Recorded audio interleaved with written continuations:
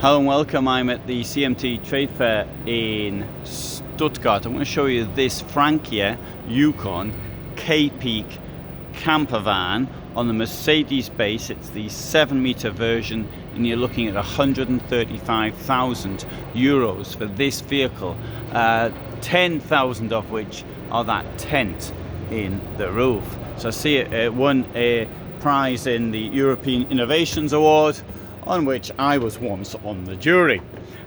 What we've got, we'll have a look at the tent, shall we kick off with. Tent comes with a skylight up there and a bit of a view around here. Now I've heard of these tents are now offering some kind of winter insulation which will take them down to -5. So claim the manufacturers.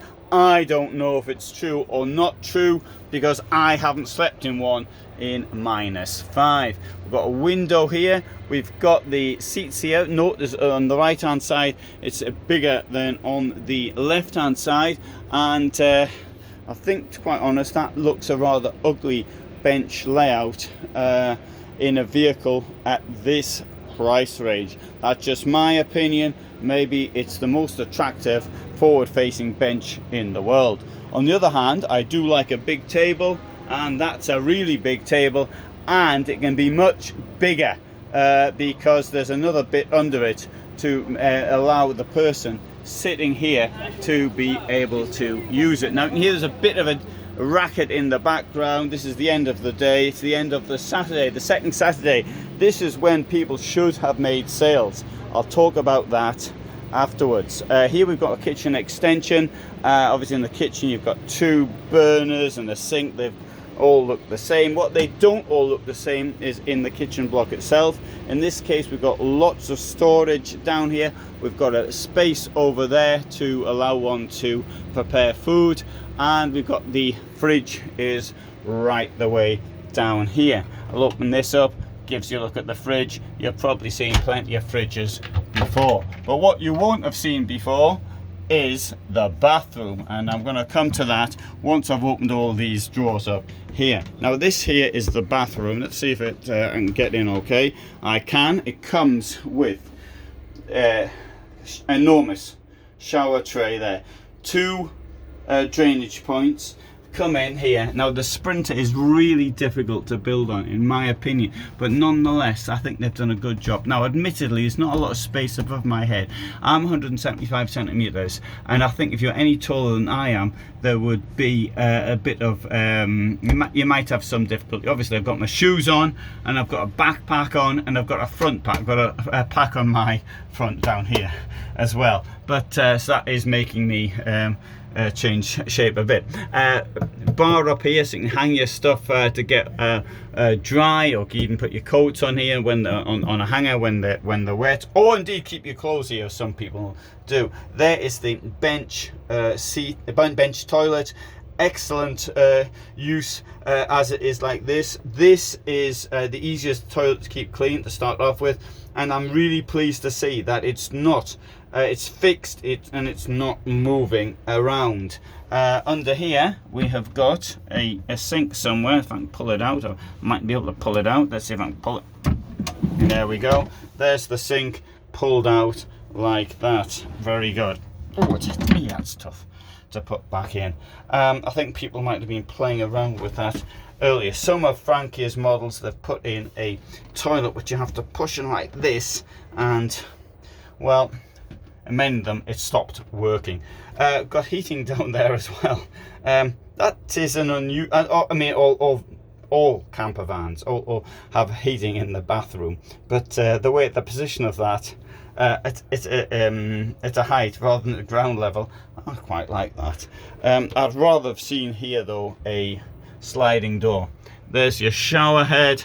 Let's come out. Now bear in mind it is a 7-meter camper van, so it's a bit longer than the 6-meter version, and indeed it's a meter longer, but it's only 204 centimeters across. So less than you'd get, for example, it's less than any motorhome would be. Storage under the bed, that's your wardrobe. And here we've got this German layout, which you can of course take the center pieces out if you want to have 2 singles. You've got storage along the back, nice indirect lighting as well at the same time. That's what the storage looks like in there. And now if this is supposed to be sleeps 4, there's not a lot of room to move around in here if there's 4 people in here. Note that it's also got this a raised floor, double floor, in the living area, and you can actually see that from there, but we'll see it better I think from the back. One thing here, that the doors are insulated. Many vehicles don't have insulated back doors, so you can't see the double floor from here. I thought there might be a way of doing so. Oh, you can in a way. Anyway, so this bit here is deeper than the living part up front. Right, in here we have got space for 1 gas cylinder. I've got a bit of storage space here. I think that's probably a good place to keep your hookup cable, and there's quite a lot of space in here for storage. That wall is fixed, so you can't put long things through there. The boards here at the back, as you get in most camper vans, can be removed, but in this case it's not as easy as it usually is. And up there you've got the Frovey system. The springs should make the sleeping arrangements a bit more comfortable.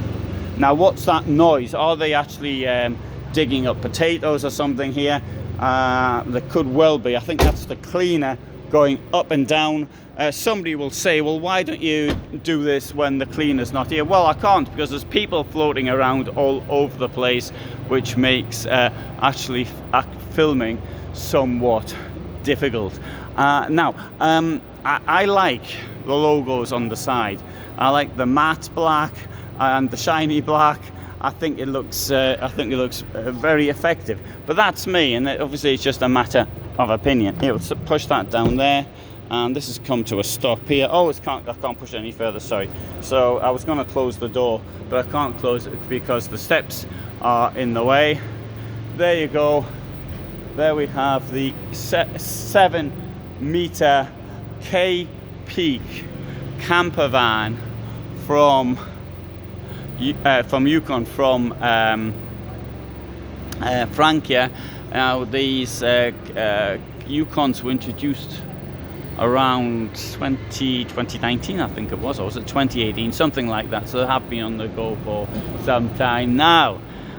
Anyway, good. Thanks for watching. Hope you found that interesting. I upload every day at 21:15, and this is the largest collection of camper vans you'll find on YouTube. So from me, bye for now.